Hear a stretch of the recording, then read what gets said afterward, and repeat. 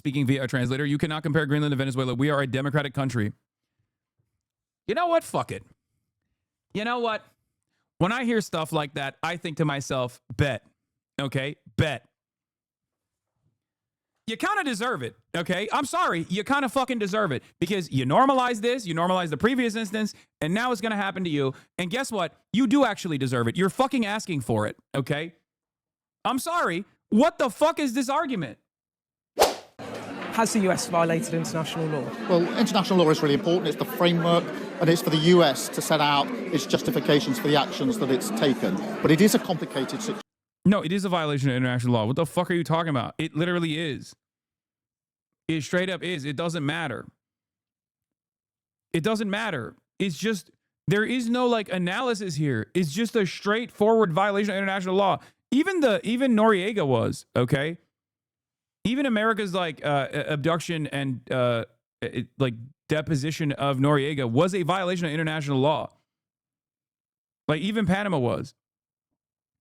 So whenever these guys try to fucking be like, well, you know, I don't know about international law, like, come on, dude.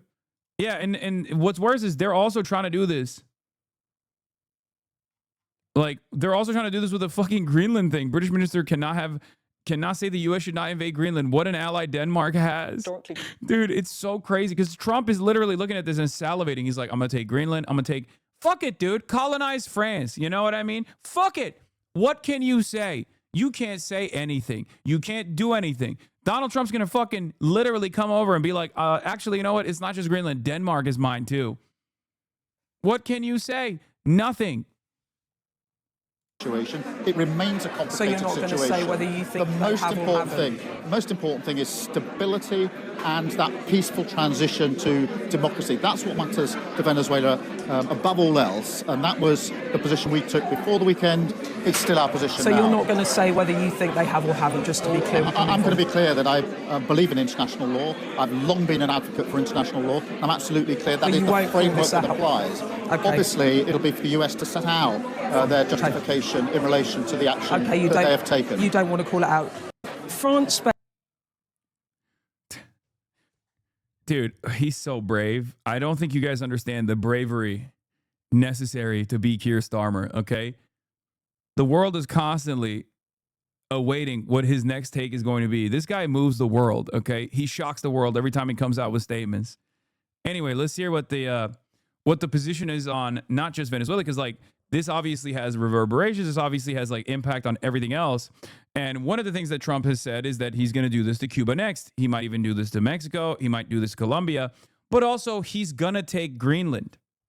Let's take a look at how the Europeans are talking about Donald Trump eventually overtaking Greenland. But allies matter.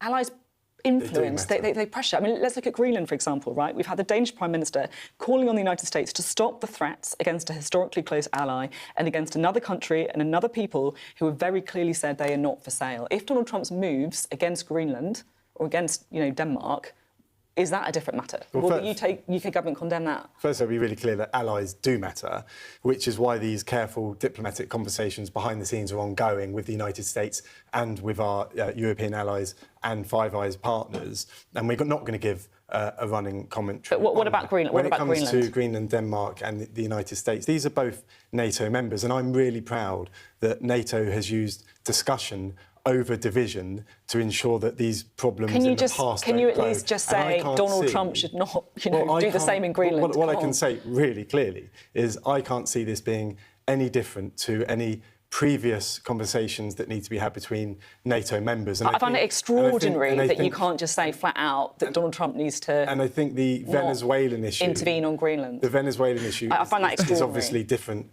to. Dude. I mean, if this was my job, I'd have a little bit of shame.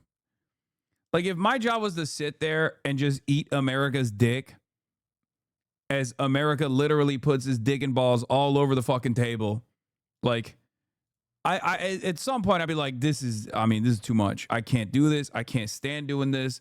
What the fuck is my life? Like, you have no dignity, man. You have no honor. You have no care or consideration for your fellow man. It's incredible.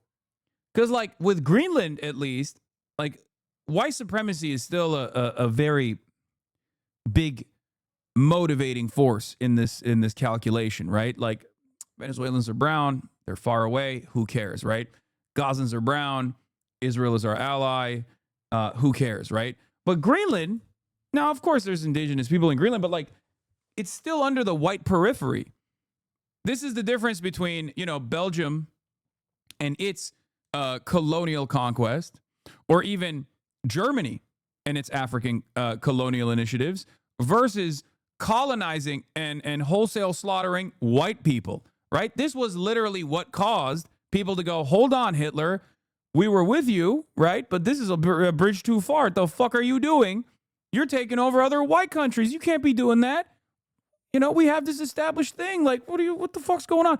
And Donald Trump is literally doing the Adolf Hitler play of being like, no, I'm going to take all the white countries too. Nothing you can do about it.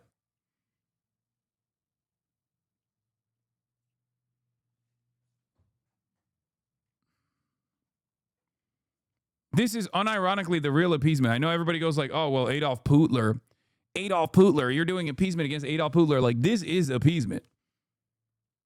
The Greenland issue, but that's for them to have those discussions. It's for NATO to have that solid anchor to ensure that there is no division here. So you don't have an opinion on whether or not Donald Trump should go into Greenland? Well, look, this isn't for me to sit here and talk about hypotheticals. We could go on forever. This like is that. The Danish Prime Minister.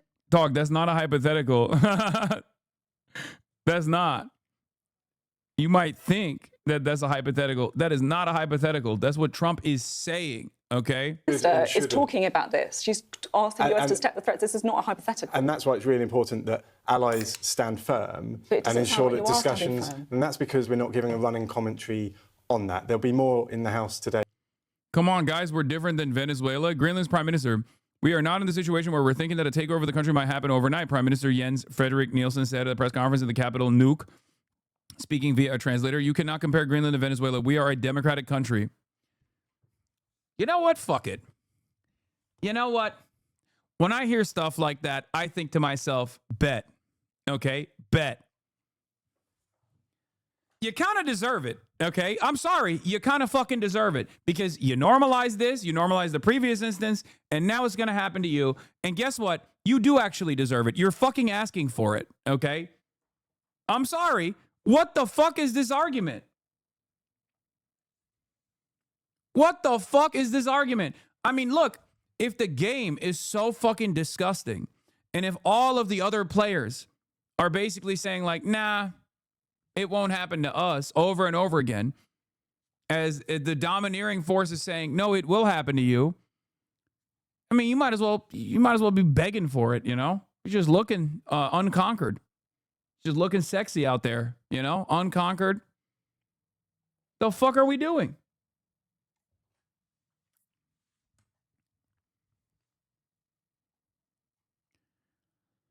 He's literally shown if he wants, he could take it. The EU doesn't even fight their own battles when they can travel across land. They can travel across land to Ukraine. No fucking way. Their no navy having asses will cross the Atlantic and be able to hold and invade Greenland too. Yeah, no, it's just not.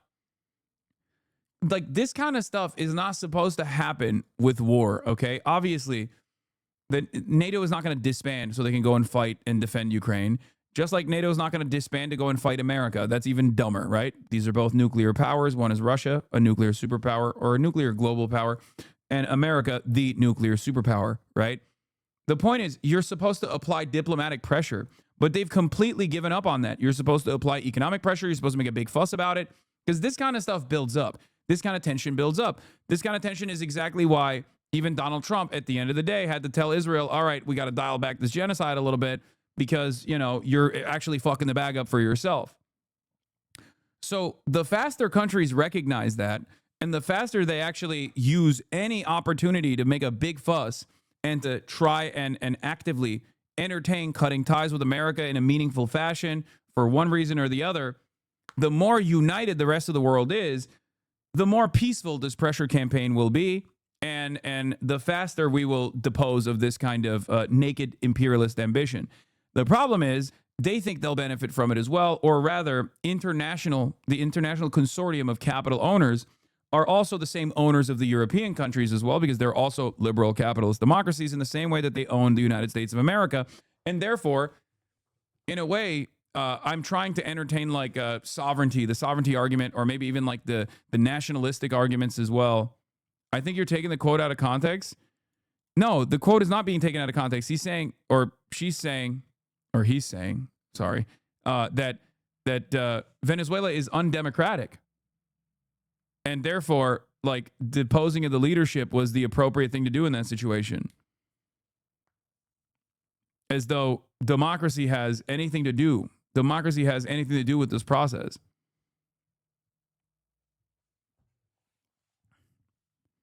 They're saying it couldn't happen here, and it's very stupid. Literally, Björk gave a better statement. Björk supports independence for Greenland and new post-colonialism has repeatedly given me horror chills up my back, and the chance that my fellow Greenlanders might go from one cruel colonizer to another is too brutal to imagine. I wish all Greenlanders blessing in their fight for independence. Icelanders are extremely relieved that they managed to break from the Danish in 1944. We didn't choose our language. My children will be speaking Danish now. And I burst with sympathy for Greenlanders repeatedly, especially like when the case came up about the forced contraception where 4,500 girls as young as 12 got IUDs without their knowledge between 1966 and 1970. 4,500 girls as young as 12 were fitted. They are my age and younger, childless. And still today, the Danish are treating Greenlanders like they're second-class humans, removing children from their parents in 2025. Colonialism has repeatedly given me horror chills up my back, and the chance that my fellow Greenlanders might go from one cruel colonizer to another is too brutal to even imagine. Uskunni I eldin, we say in Icelandic. Dear Greenlanders, declare independence. Sympathetic wishes from your neighbors. Warmthness, Björk.